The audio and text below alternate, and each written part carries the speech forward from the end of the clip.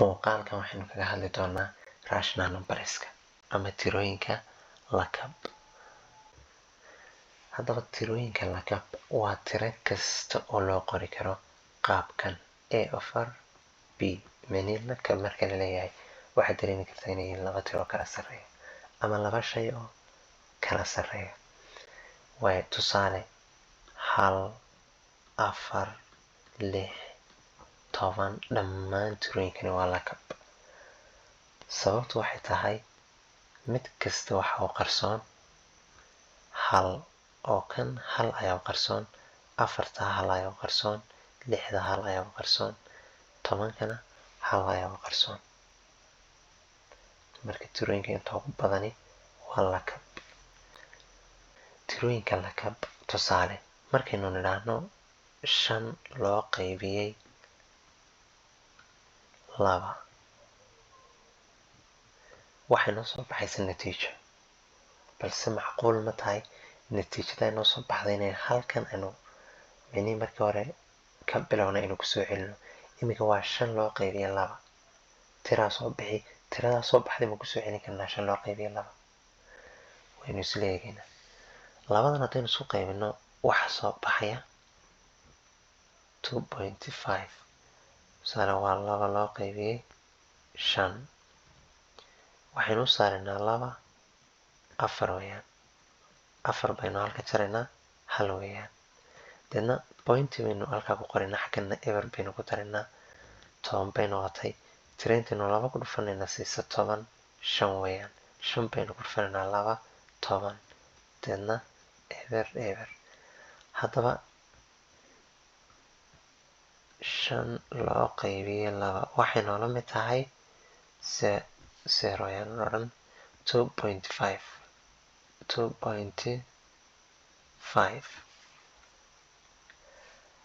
lacal haddii 2.5 kaba meesha laga saaro kaba soo qaado 2.5 kan ayaa laga saaray meesha. haddaba sidee ayaynu ku ogaan karnaa inay tiradani ka timid 5 loo qaybiyey 2? halkan markay taagan tahay waxaa jirta qaacido guud oo la raaco oo ina odhanaysa d waxay ku la mid tahay 10 to the power of n times d loo qaybiyey 10 to the power of n. halka n ay tahay n waxay noola mid tahay number of digitka, number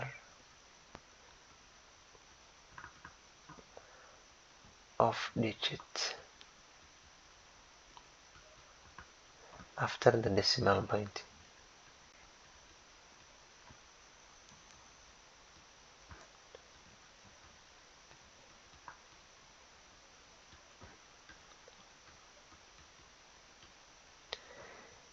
d-duna ay tahay decimal ama jajab dhibicle. waaba inta waxa meesha inoo qoran waa labada xaraf. haddaba d-da hadda waan haysanaa waa tan. waayahay waxaynu odhanaynaa markaa 2.5.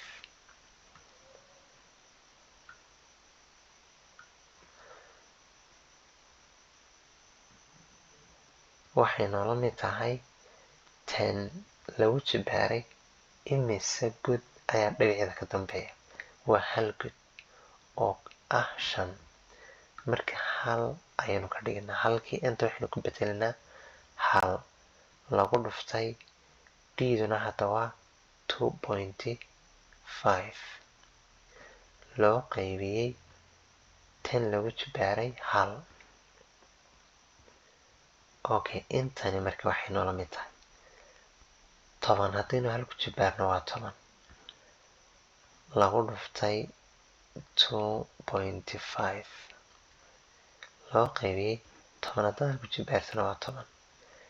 haye labadan aan isku dhufanaa marka waa 10 lagu dhuftay 2.5 5 weeyaan.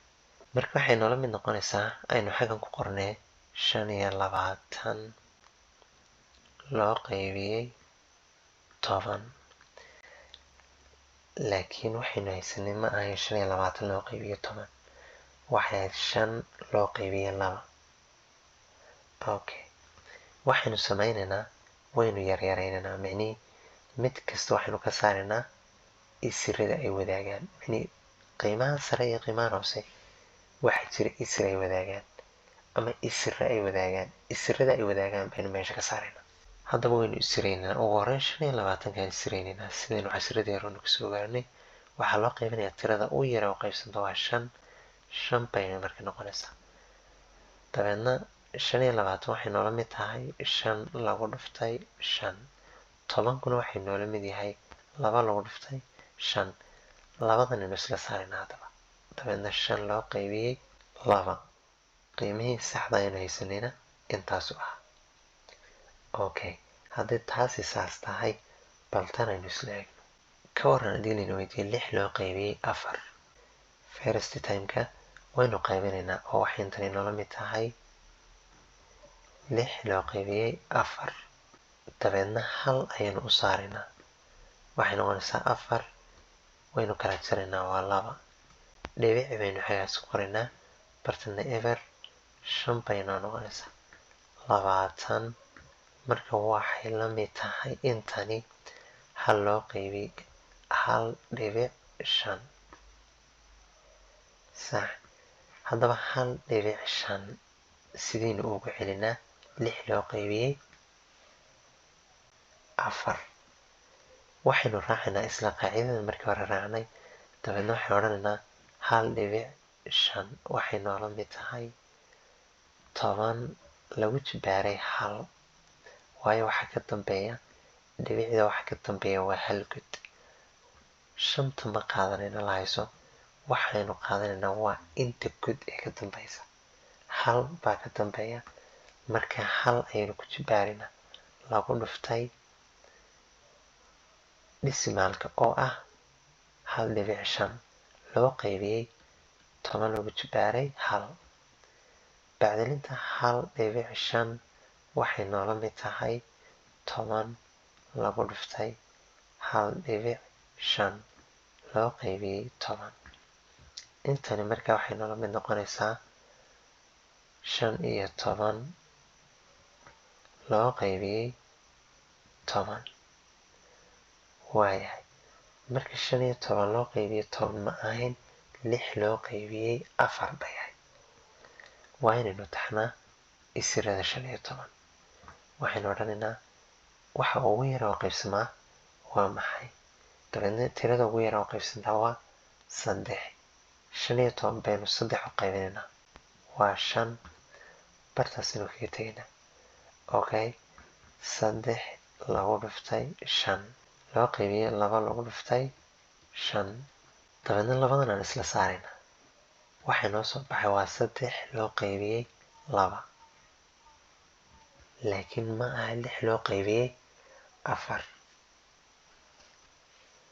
labadani waa isku mid 6 loo qaybiyey 4 iyo 3 loo qaybiyey 2 halkan waxa loo qaybiyey micnihii tirada labadooda oo qaybsantay ee dhinac kasta laga saaray oo halka waxa loo qaybiyey 2 xaggana waxa loo qaybiyey 2 dabeedna waxay noqotay 3 loo qaybiyey 2 inaguna halkii ugu hooseysay baynu tagnay marka saasay sax ku tahay haddaad labadan isku qaybiso iyo haddaad labadan isku qaybiso isku qiimo weeyaan labadan laftoodu waa 3 loo qaybiyey 2 waxay soo baxaysaa 1.5 balse tani waxay ka duwan tahay labadii aynu hore soo aragnayba waa 7 loo qaybiyey 3 waxay noola mid tahay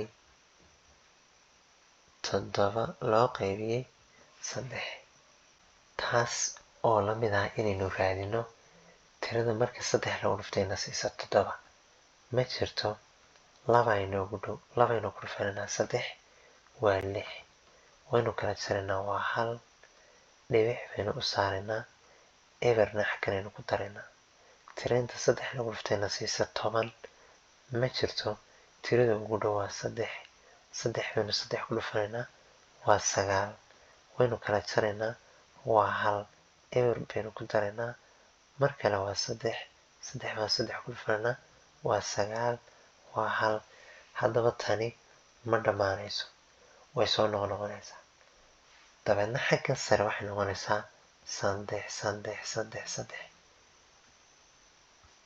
micnihii ma joogsanayso, balse xisaabteenii hore micnihii labadii tusaalaha saddexaad ka horreeyay ma aanay soo noqnoqonayn. markay marxaladani dhacdo waxaynu isticmaalaynaa xeer ka duwan xeerkii hore ama qaacido ka duwan tii hore. 7 loo qaybiyey 3 iminka waxay noola mid tahay 2.333 aan dhammaanayn. markayna dhammaanayna waxaa la sameeyaa 3 kaliya lasoo qaataa, dabeedna dhibic ayaa xagga sare laga saaraa. okay, waxaynu isticmaalaynaa haddaba qaacidadan oo inoola mid ah 10 to the power of k plus b minus 10 to the power of k loo qaybiyey, laakiin waxaan ka tegay waxaa lagu dhufanayaa d loo qaybiyey 10 to the power of k plus b minus 10 to the power of k. okay, hadda d waxay noola mid tahay 2.3 soo noqnoqonaya. keedu waxa weeyaan waa non repeatingka, godka aan soo laalaabanayn, non repeating. waayahay, bduna waxa weeyaan repeating, waa repeating digit. haddaba hanta repeating digitku oo ah bda waa 1. horta keeda oo ah non repeatingku waa 0. bduna waxa weeyaan 1, dduna waxa weeyaan 2.3. dabeedna qiimayaashan ayaynu ku bedelaynaa xarfaha xaggan inoogu qoran. waxay noqonaysaa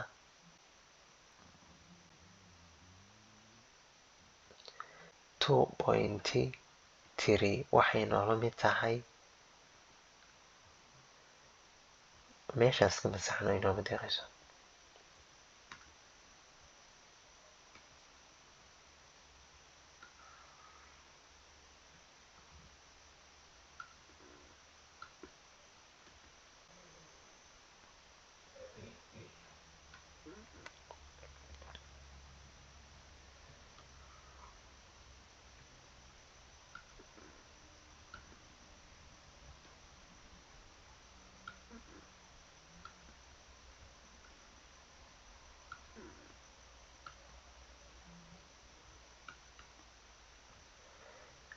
waayo intan waxay noola mid ahayd 2.3.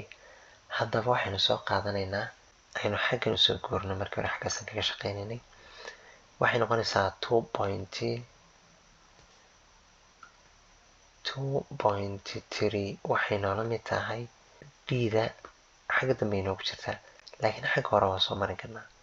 2.3 times 10 to the power of bda waa maxay?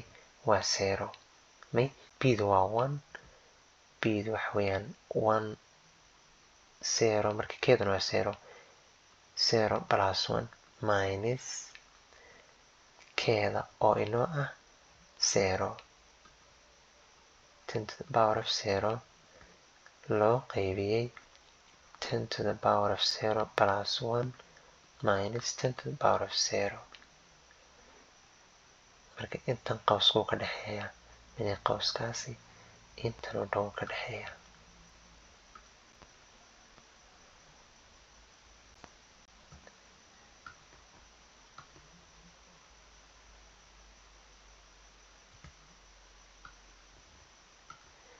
qowskaas wuxuu ka dhexeeyaa intan oo dhan.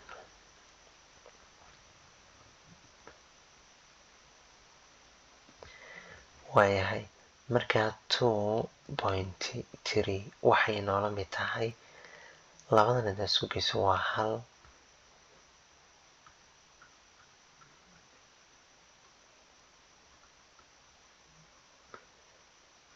labada haddaad isku geyso waxay noqonaysaa 1.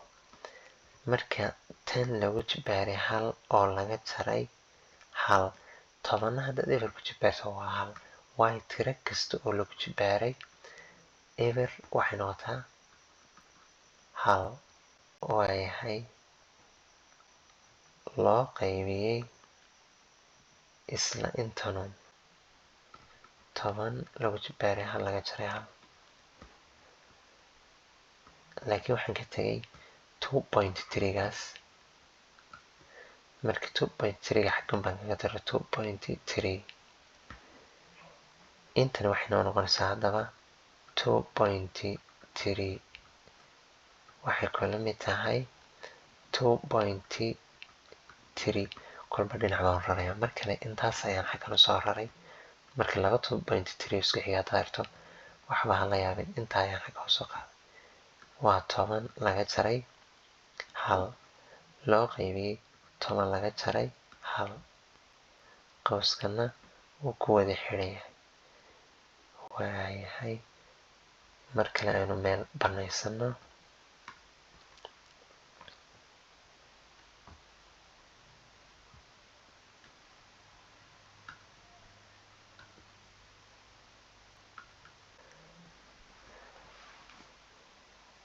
dabeedna waxay noola mid noqonaysaa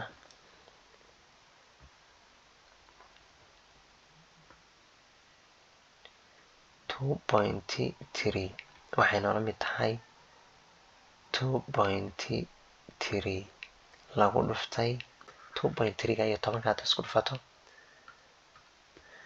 waxay noqonaysaa 200 mayaan idhahday 23.23 saddexdaa kale inay isweydiisa laga yaabaa waayo 3gani wuu soo laalaabanay 3gaasi wuu soo laalaabanay marka sababtu mar kale xaggan usoo kale ayaa waxay tahay dee marka hore wuu ka dambeeyey minus 2.3 aan idhahday 2.3 loo qaybiyey 9 waayo markaa 2.3 waxay noola mid tahay aynu labadan kala jarna haddaba waa 2.3 intana iska masaxna haddaba